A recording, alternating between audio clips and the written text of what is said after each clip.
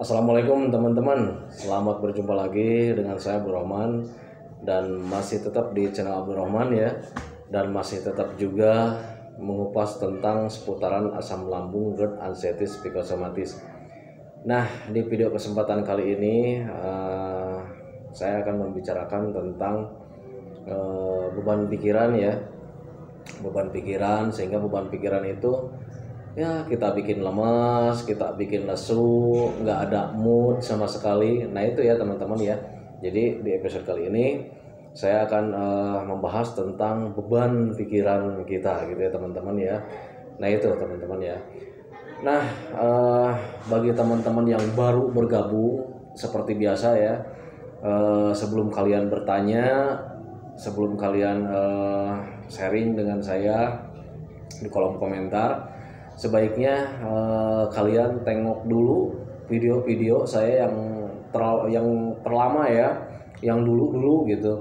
Soalnya apa? Ketimbang nanti kalian bertanya, saya itu untuk menjawab agak sulit ya, karena memang waktunya sangat padat sekali. Kemudian yang sharing itu sangat banyak sekali. Ketimbang nanti kalian marah-marah ya ke saya karena lama dijawab gitu ya, mendingan kalian tonton video saya sebelum-sebelumnya, karena untuk seluruh asam lambung dari saya mulai terkena, kemudian sensasi yang saya rasakan, kemudian cara menanganinya, cara mempelajarinya sudah saya share ya. Nah itu teman-teman ya, jadi nanti ketimbang kalian lama menunggu jawaban, terus kalau misalkan jawab dengan chat itu kurang jelas lah gitu ya. Jadi sebaiknya tonton saja video saya yang sebelum-sebelumnya biar lebih paham, biar lebih jelas, karena lebih detail kalau misalkan diomongkan kayak begini gitu ya. Nah itu teman-teman ya. Jadi mohon sebelum kalian bertanya, tengok saja video saya yang sebelum-sebelumnya biar lebih jelas gitu ya teman-teman ya. Nah bagi kalian yang baru bergabung juga, mohon di subscribe ya video saya. Kenapa harus di subscribe? Jujur ya, biar video saya itu cepat berkembang dengan baik, dan kalau seandainya video saya berkembang dengan baik, itu akan menambah semangat tersendiri buat saya untuk terus meng-share tentang seputaran asam lambung dan anxieties psikosomatis terhadap kalian gitu ya teman-teman ya.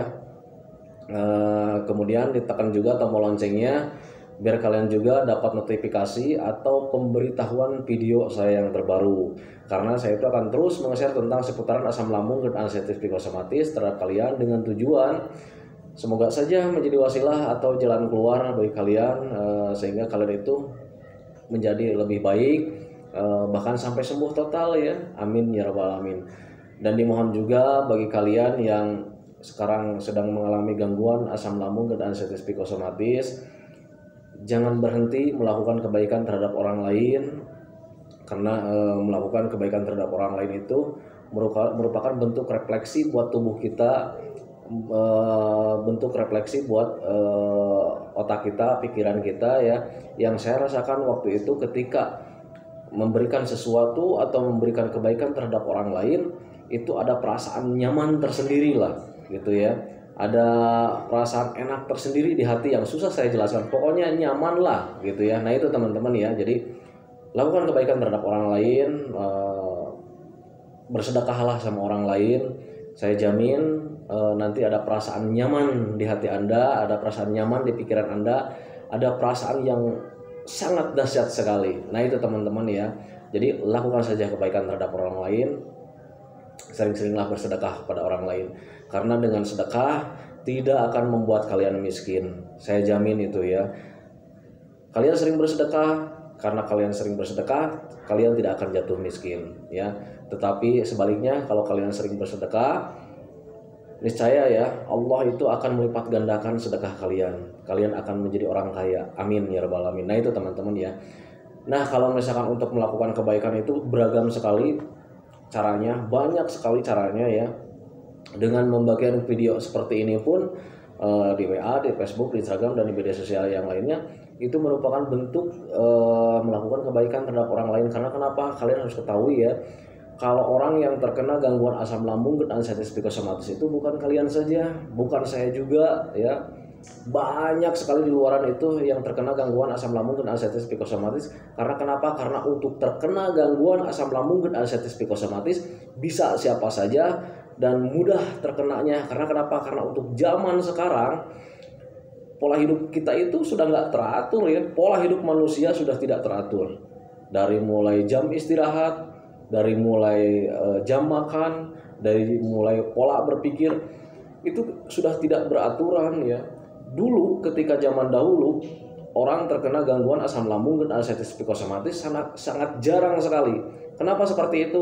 Karena dulu kan tidak ada yang namanya, taruhlah gitu ya, dulu zaman waktu saya kecil itu listrik tidak ada ya. Jadi jangankan orang mau begadang ya, untuk nongkrong aja malas karena gelap ya.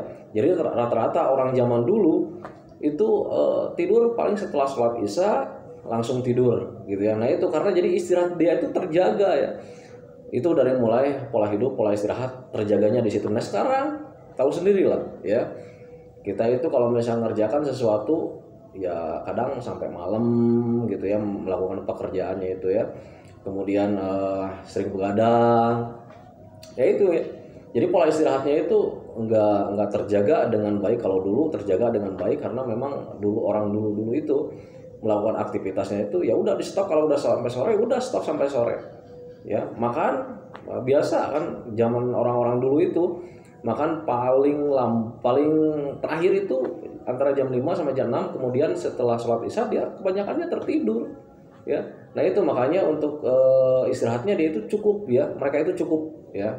Nah kemudian dari jenis makanannya sekarang kita makannya kacau ya, sering makan pedas. Yang kalau zaman-zaman sekarang itu yang paling lumrah, yang paling banyak itu makanan seblak ya. Astagfirullah, ini rokoknya maaf. Itu ya. Jadi makanannya itu seblak. Oh maaf tadi untuk rokok saya mohon maaf ya, karena saya itu tidak biasa menampilkan video itu sambil merokok. Mohon maaf sekali karena saya lupa ya. Untuk rokok kebetulan jujur saya sekarang sudah mulai merokok lagi. Cuman kalau untuk di tampilan video mohon maaf saya enggak ya. Walaupun misalnya ada permintaan dari teman-teman, Pak katanya nampilin videonya sambil merokok dong biar kita itu tahu pasti kalau Bapak itu sudah sembuh total katanya gitu. Nah itu ya, jadi alasannya saya sekarang sudah merokok lagi. Cuma kalau untuk menampilkan rokok saya tidak. Karena apa? Karena media sosial ini yang nonton siapa saja, bisa anak-anak dan biasa siapa saja gitu ya. Nah itu teman-teman ya. Nah kembali lagi ya, untuk pola makan kita di zaman sekarang itu ya sudah mulai berantakan ya. Ditambah lagi makanan yang ada kandungan yang di makanannya itu banyak campuran yang justru merugikan buat tubuh kita ya. Kalau orang-orang zaman dulu kan makanannya dijaga ya, karena memang keadaannya seperti itu ya. Jadi jarang makan makanan yang instan lah gitu ya. Jadi dia itu mengolah sendiri, kemudian makanannya sederhana. Nah itu ya. Tapi kalau sekarang kita itu makannya serba masuk ya. Lihat di tampilan di Google Food banyak ini. Kita kadang-kadang sering pengen coba ya. Kita coba kan belum, padahal itu belum tentu makanan itu sehat. Nah itu ya teman-teman ya. Jadi perbedaan antara orang dulu sama sekarang, sama orang-orang sekarang itu, kenapa orang-orang sekarang sangat mudah sekali terkena gangguan asam lambung dan anxiety psikosomatis? Karena memang hidupnya untuk sekarang, di era sekarang itu tuntutan ya, kadang memang tuntutan. Jadi ada yang masalah pekerjaan. Nah itu ya, jadi sangat mudah sekali terkena gangguan asam lambung dan anxiety psikosomatis. Nah itu ya teman-teman ya. Kemudian pola berpikir. Nah ya, kalau pola berpikir kita itu sama pola berpikir orang-orang zaman dulu itu sangat berbeda sekali ya. Kalau misalnya orang-orang zaman dulu ketika kita sakit, ketika mereka sakit itu mereka berpikirnya hal yang sangat wajar ya, wajar. Kalau misalnya sakit perut, waduh ini jangan-jangan masuk angin ya gitu ya, jadi kerokan gitulah. Kemudian dibuang anginnya, gitu, minum air hangat supaya anginnya keluar ya. Apalagi kalau kentut gitu ya, syukur alhamdulillah bisa lebih baik gitu ya. Nah itu, tetapi kalau untuk orang zaman sekarang berpikirnya hal yang tidak wajar. Karena apa? Karena asupan dari pikiran kita itu sangat banyak sekali. Kita sudah banyak sekali mengenal penyakit-penyakit yang lain. kayak macam kanker lah, kayak macam pokoknya penyakit yang berat itu kita sudah mulai tahu ya. Tapi kalau orang-orang dulu gitu ya, penyakit-penyakit sebetulnya sudah ada, cuman untuk pengenalan penyakit-penyakit yang berbahaya itu kurang ya. Karena apa? Karena media sosialnya masih kurang ya.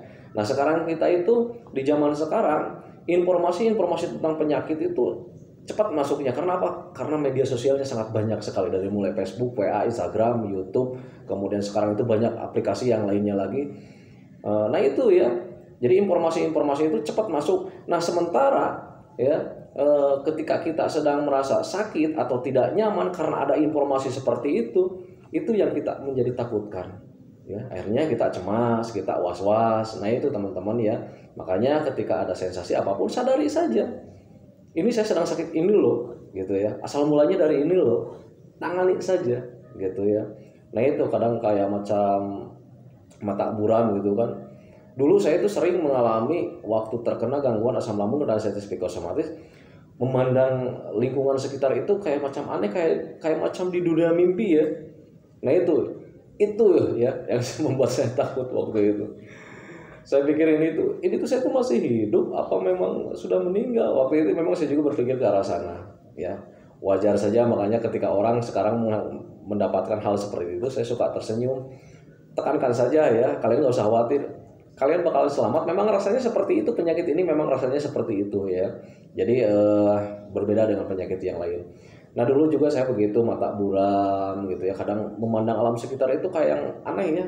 Jadi pandangan kita itu memandang lingkungan itu kayak aneh, kayak ada di dunia dalam mimpi lah, kayak ada di dunia mimpi. Nah itu ya teman-teman ya. Nah saya sempat cemas, sempat was-was, tetapi ketika saya pelajari, ternyata itu bisa dari aliran darah atau oksigen ke bagian kepala itu tidak lancar. Itu yang pertama, aliran darah atau oksigen kurang lancar ke bagian kepala. Nah itu alasan yang pertama. Akhirnya saya tangani ya waktu itu, biar lancar oksigennya, biar lancar darahnya, ya olahraga. Nah itu yang pertama. Yang kedua, mata buram juga bisa disebabkan karena kita itu kekurangan gizi ya. Asupan gizi buat ke daerah kepala, khususnya ke daerah mata itu tidak terpenuhi setiap harinya. Karena kenapa? Wajar saja asam lambung kalian itu sedang tidak beres ya, sedang pencernaannya sedang tidak beres.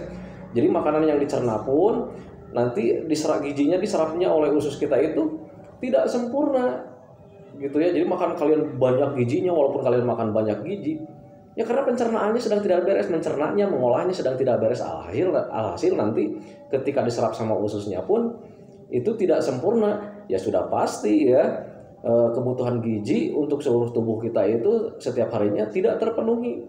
Ya akhirnya ya gitu. Apalagi kalau untuk bagian mata tidak terpenuhi, ya pasti mata buram gitu. Nah itu teman-teman ya, sadarinya ke sana ya. Jadi akhirnya saya menyadari ke sana, kemudian saya bantu ya dengan terus memakan makanan yang bergizi, yang penuh vitamin ya. Tapi dengan catatan, makanan yang penuh gizi kemudian banyak vitaminnya juga itu memang kadang tidak semua bisa kita makan, karena memang ada efek sampingnya ya. Setiap makanan yang bergizi itu tidak semua bisa kita makan karena ada efek sampingnya. Taruh contoh lagi, inilah makanan yang bergizi itu telur rebus ya.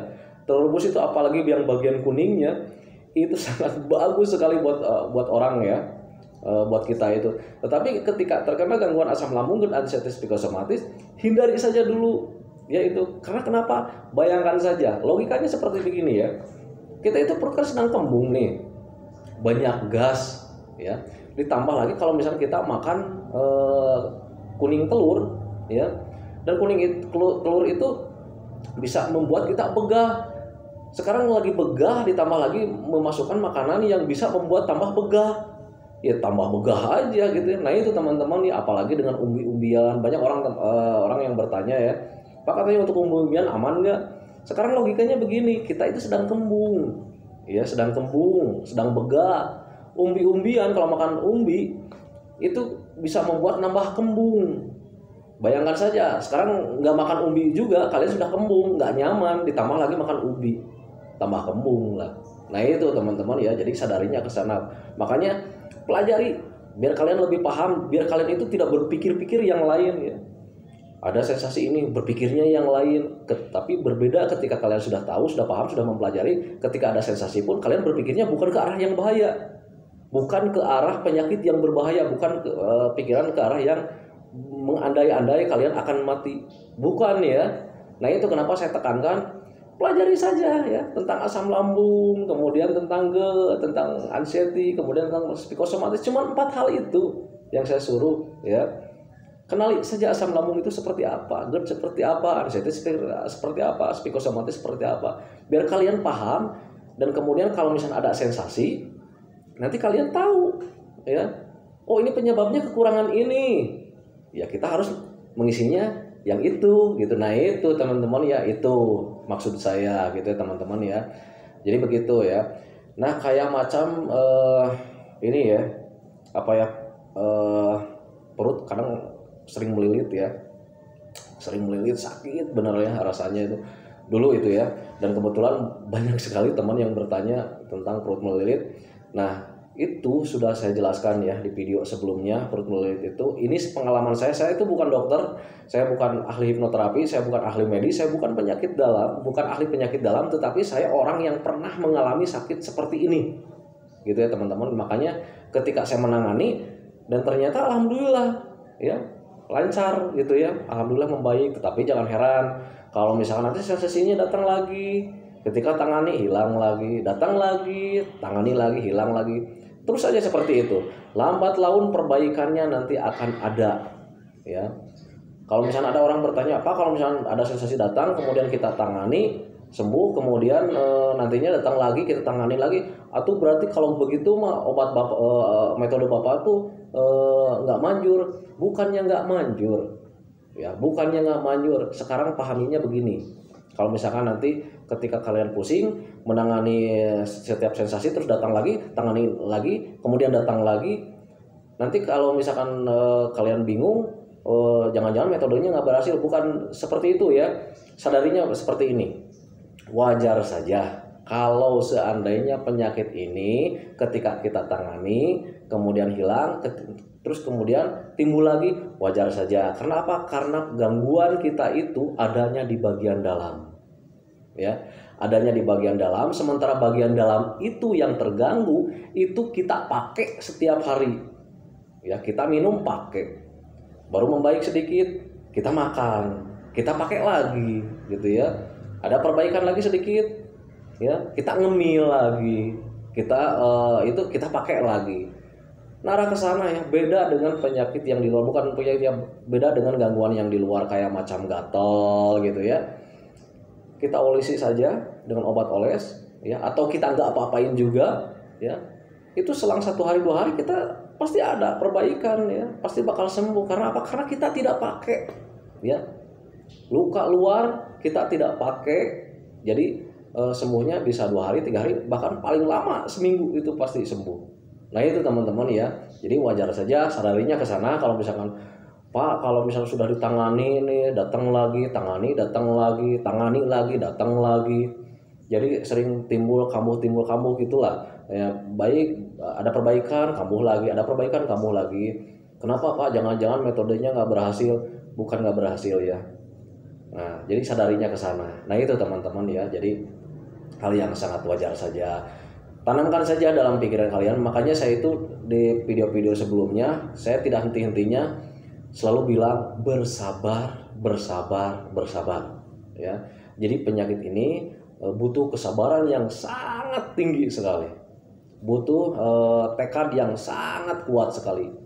Tekad kalian itu kuatkan ya. Biar kalian itu yakin dan yakinkan dalam pikiran itu kalau semua ini bakalan sembuh dan semua ini bakalan terlewati, karena bakalan akan terlewati. Kalian bakal sembuh total ya. Contohnya saya, dan banyak sekali channel-channel yang lain sudah sembuh ya. Kalau misalnya kalian nggak percaya, tonton channel-channel tentang seputaran asam lambung dan anxiety psikosomatis. Itu banyak sekali orang-orang yang sudah sembuh di YouTube saja ini ya, di media sosial YouTube. Itu 90% itu yang bikin konten tentang asam lambung termasuk saya, itu bukan dokter tetapi orang yang sudah sembuh. 10%-nya itu hanya dokter, ahli hipnoterapi, ahli medis, ahli penyakit dalam, ya. Cuman 10%-nya. 90%-nya itu rata-rata orang yang sudah mengalami. Nah, itu teman-teman. Jadi itulah salah satu contoh bahwa penyakit ini tidak berbahaya, tetapi hanya mengganggu saja. Mengganggu sama kualitas hidup kita itu menjadi kurang produktif. Mau produktif gimana ya? Senangnya dia mendiri di rumah, melamun, merasa-rasakan gitu ya. Kemudian meratapi nasib, kok saya itu seperti begini. Nah, itu teman-teman ya. Jadi kadang kita mau bangkit juga ada semangat nih di hati. Pokoknya saya harus bangkit, saya harus bangkit, saya harus beraktivitas. Ketika beraktivitas lemes lagi.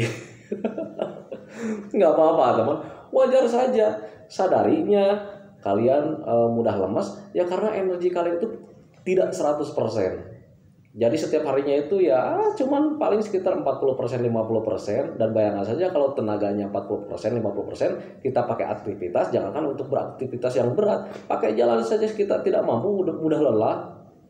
Nah, dulu saya jangankan untuk berjalan, ngomong kayak begini saja capek rasanya. Nah, itu teman-teman ya, karena apa? Karena saking energinya tidak terpenuhi setiap harinya. Ya, padahal makannya sudah bagus saya waktu itu. Tetapi jangan untuk beraktivitas ngomong kayak begini saja, ngobrol sama orang lain aja itu kita ogah ya. Ogahnya bukan kita malas ngomong, tapi kalau misalnya untuk ngomong itu capek rasanya.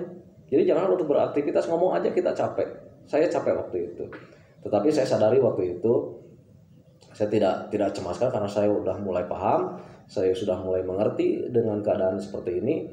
Akhirnya ketika capek ya tidak dibikin cemas ya, cuman menyadari saja ke situ, ini gizinya sedang tidak beres, sedang tidak terpenuhi. Akhirnya duduk, kemudian kalau misalkan lagi lemes-lemesnya saya itu suka ambil air putih ya, air putih dingin, kemudian pakai gula pasir diseduh ya, kocek, kemudian kalau sudah campurnya merata, sudah tercampur dengan merata, saya minum ya. Karena untuk tenaga, untuk energi itu paling cepat diserap itu dari gula putih ya. Glukosanya itu dari gula putih. Nah, itu teman-teman ya. Nah, itu teman-teman cara ini ya menyadarinya. Nah, sekarang itu kembali lagi ke topik utama teman-teman. Tentang beban pikiran ya. Banyak yang bertanya, Pak, kenapa ya ketika bekerja itu kayaknya males katanya gitu ya, untuk melakukan aktivitas itu malas. Jadi memang untuk aktivitas di pekerjaan itu berbeda dengan aktivitas di hobi teman-teman ya. Ini yang saya rasakan dulu ya. Ketika sudah agak-agak mulai membaik, saya itu dapat perintah ya, Pak, tolong beresin ini nih, karena memang kita bareng-bareng sekarang itu. Dulu ini ya pengalaman saya ya, ketika saya sudah mulai membaik, waktu itu karena memang saya itu bekerja di sekolah, akhirnya karena memang ada rapat ya, ada rapat dari luar masuk ke sekolah saya waktu itu. Akhirnya atasan saya itu, kepala sekolah itu menyuruh semua dari mulai tenaga TU, kemudian guru-guru, penjaga sekolah, satpam, semuanya dikumpulin untuk melakukan kerja bakti ya, kerja bakti di sekolah, biar sekolahnya itu beres, rapi, karena memang ada mau rapat akbar gitu, bukan rapat akbar, rapat dari gugus lah gitu ya, rapat besar gitu ya. Nah, itu. Nah, ketika saya waktu itu dapat perintah, Pak, katanya Bapak kebagian tugas ini nih, membersihkan ini katanya gitu ya. Itu sebetulnya untuk di rumah saja, untuk di rumah saya sering melakukan aktivitas ya. Kadang aktivitasnya lebih capek, tetapi kenapa nggak terasa capek ya? Karena di situ ada kesenangan ya. Ada kesenangan, ada hobi tersendiri gitu ya. Beda dengan bekerja melakukan sesuatu yang ada perintahnya. Ternyata yang ketika saya pelajari, oh ternyata kalau perintah itu ada beban ya. Ada beban pikiran, ada beban yang harus kita tanggung. Kalau seandainya nggak beres, nanti bagaimana kita laporan ke atasan. Nah, itu jadi perbedaannya ya. Nah, makanya ketika saya merasa ada beban waktu itu, ketika disuruh, kemudian ada perasaan beban. Kalau misalnya sudah ada perasaan beban, kita nggak nyaman lagi, semuanya nggak nyaman lagi, ya. Nah, waktu itu yang paling pertama saya lakukan waktu itu ketika mendapat perintah, akhirnya saya duduk, ya. Saya duduk karena rasakan sensasi yang datang waktu itu ketika mendapat perintah, gitu ya. Akhirnya saya rasakan sensasi, kemudian memahaminya, dan setelah memahami, saya minum air putih pakai gula seperti biasa. Ketika sudah beres, saya lakukan dengan catatan di pikiran saya waktu itu, saya kerjakan, tetapi saya tidak akan melihat hasilnya. Yang penting saya bekerja saja, gitu ya. Karena orang yang terkena gangguan asam lambung dan ascites psikosomatis biasanya orangnya itu pengen perfect lah, gitu ya. Ini pengalaman saya, jadi pengen sempurna aja di mata orang lain. Nah, jadi ketika ada beban perintah, waktu itu otomatis saya itu berpikirnya, waduh ini gimana ini, gitu ya. Gimana kalau nggak beres, gimana kalau nggak bagus, gitu kan. Akhirnya ketika berpikir ke arah sana, akhirnya sensasinya hampir mau datang lagi waktu itu. Cuman waktu itu cepat-cepat saya pahami, ya. Akhirnya saya cepat-cepat duduk, saya tenangkan, saya relax. Waktu itu saya minum. Ketika setelah minum, akhirnya saya pelajari, ini kenapa ya? Padahal di rumah juga saya kan bekerja seperti biasa, ya. Kok nggak terasa capek? Tapi di sini, padahal disuruhnya itu membersihkan sedikit lah, gitu ya, lahan sedikit. Tapi kenapa terasa capek sekali, gitu ya? Nah, itu akhirnya saya timbang-timbang. Ternyata kalau bekerja kita ada perintah, itu ada beban pikiran, ada beban karena ada tanggung jawab. Itu pikiran kita ngaco lagi, ya. Beda dengan melakukan sesuatu walaupun itu berat tapi tidak terasa berat. Karena apa? Karena ada kesenangan tersendiri, gitu ya. Jadi bebannya tidak ada. Nah, itu teman-teman, ya. Makanya kenapa saya di video-video sebelumnya selalu bilang, lakukan hobi yang menyenangkan, lakukan hobi yang menyenangkan. Yang pertama, buat melatih mental kalian, ya. Buat melatih lagi tenaga kalian, lakukan hobi yang menyenangkan. Itu yang pertama. Yang kedua, biar penyakitnya juga terlupakan, ya. Nah itu teman-teman, jadi sadarinya ke arah sana. Jadi memang perbedaan kita melakukan bebannya, ya. Kalau misalnya melakukan pekerjaan yang ada perintahnya, ada tanggung jawab di situ, ada nilai di situ, itu akan menjadi beban buat kita. Tetapi nggak apa-apa, lakukan saja dengan catatan belajarlah cuek. Yang penting kalian bekerja saja, ya. Ini khusus untuk orang-orang yang sedang bekerja di orang lain, ya.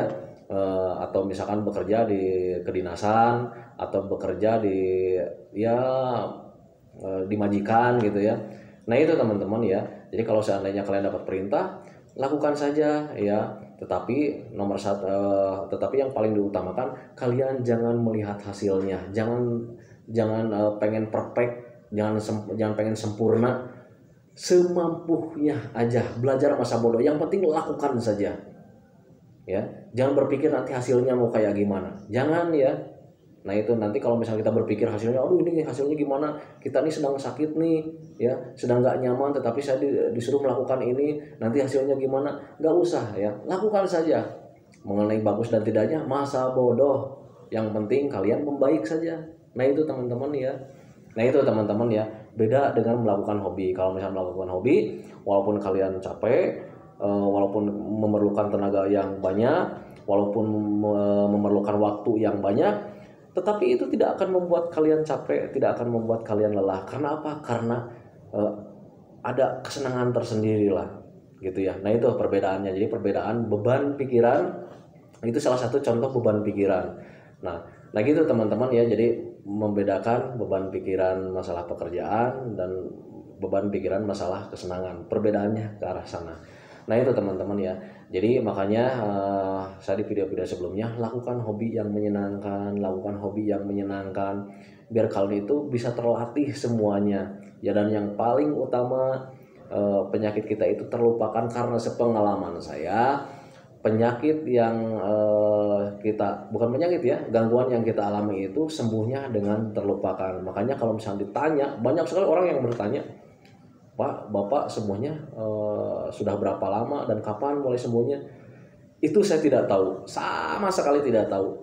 Yang setahu saya sudah saya ceritakan di video yang paling awal, itu judulnya kalau nggak salah pengalaman pertama saat terkena gangguan asam lambung dan ulcerative psoriasis. Itu sudah saya ceritakan di sana. Dan saya juga sudah ceritakan mulai membaiknya itu di tahun berikutnya. Dan kalau misalnya sembuh totalnya, saya tidak tahu. Karena memang ketika sudah mulai membaik, saya lakukan aktivitas yang menyenangkan. Jadi tiba-tiba ketika kita sendiri, ketika nonton TV, ya tiba-tiba teringat, loh kok sudah 2 bulan ini saya nggak ada sensasi ya. Nah seperti itu teman-teman ya. Karena memang setiap harinya itu saya sering melakukan hobi gitu ya.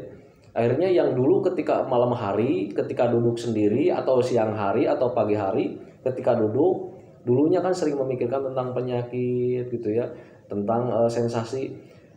Nah kesininya karena memang saya sering melakukan hobi, akhirnya pemikiran itu hilang.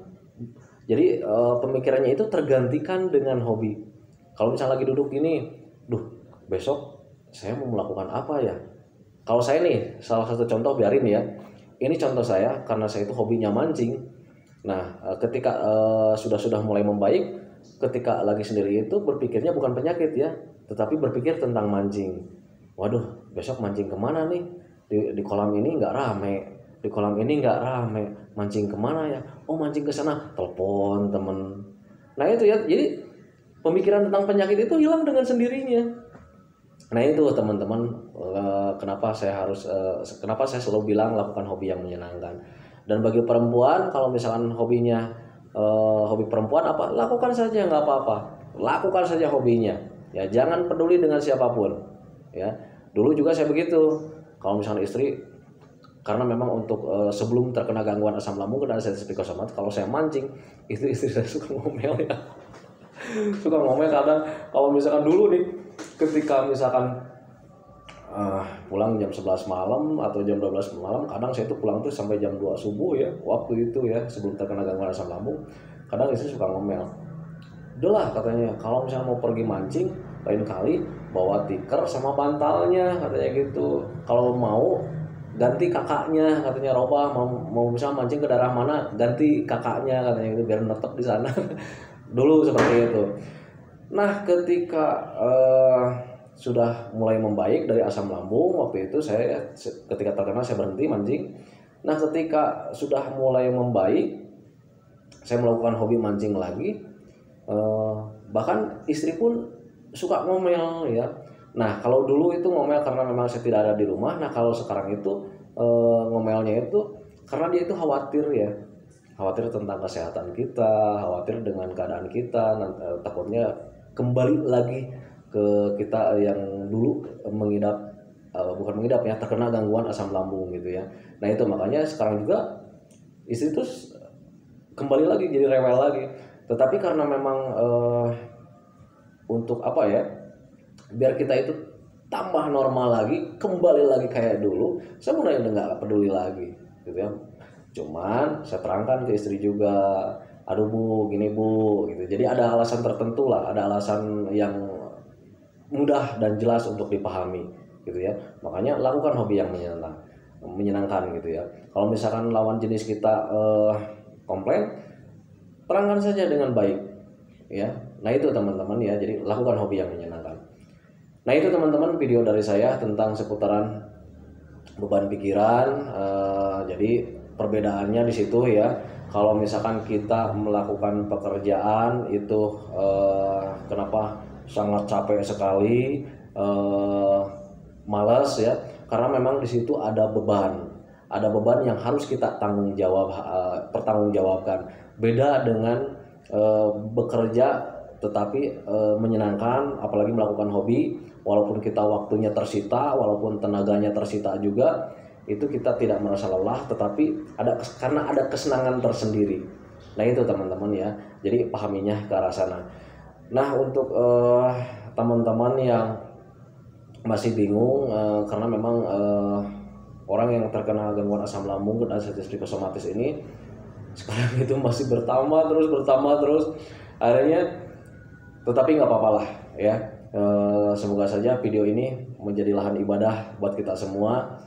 Saya itu dulu itu membuat video seperti ini itu semoga saja nanti berkurang orang yang terkena gangguan asam lambung. Ternyata memang berkurang ya jumlah orang yang terkena gangguan asam lambung GERD ulcerative psikosomatis di video pertama sampai sekarang itu berkurang, tetapi pendaftar baru banyak. Pendaftar barunya banyak.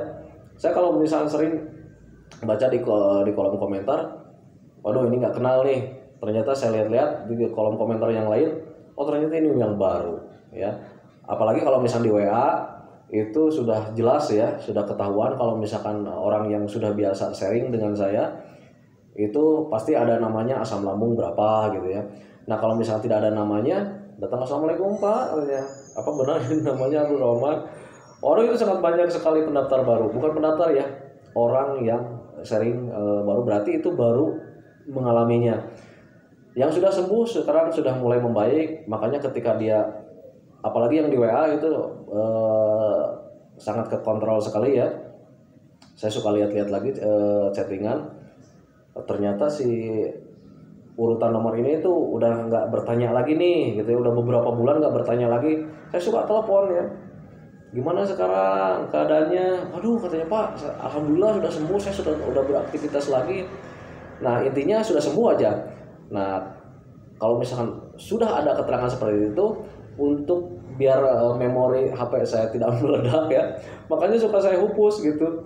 Nah itu teman-teman, suka saya hapus untuk mengurangi jumlah nama yang ada di WA biar memorinya nggak terlalu padat gitu ya teman-teman ya.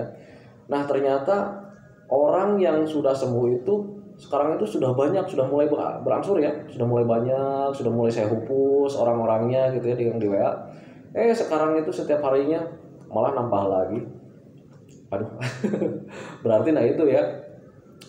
Makanya saya bilang juga orang yang terkena gangguan asam lambung GERD ulcerative psikosomatis itu sangat mudah sekali ya.